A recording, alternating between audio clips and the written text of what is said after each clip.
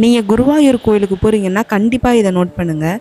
அந்த குருவாயூர் கோயிலோட வாசலில் 2 பெரிய யானை தந்தங்களை பார்க்க முடியும்.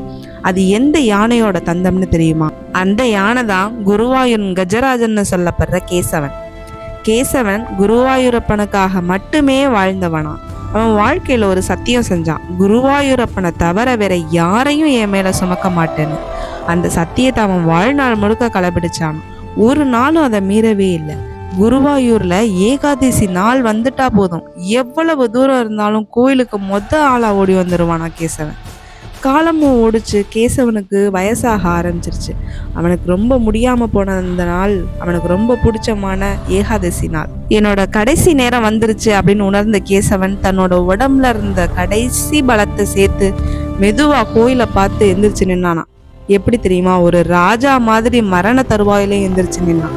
அவனோட துதிக்கையை வானத்தை நோக்கி உயர்த்தி குருவாயூரப்பனுக்கு இறுதி மரியாதை செஞ்சுட்டு அந்த பக்தி நிலையிலேயே அவன் உயிர் விட்டான். இந்த நிகரற்ற பக்தியை உலகத்துக்கு சொல்லதான் அவனோட தந்தங்கள் அந்த கோயில் வாசல்ல வைக்கப்பட்டிருக்கு. அதுக்கப்புறம் தான் அந்த கேசவனுக்கு கஜராஜன்னு பட்டம் கொடுத்து மரியாதை செய்யப்பட்டுச்சு.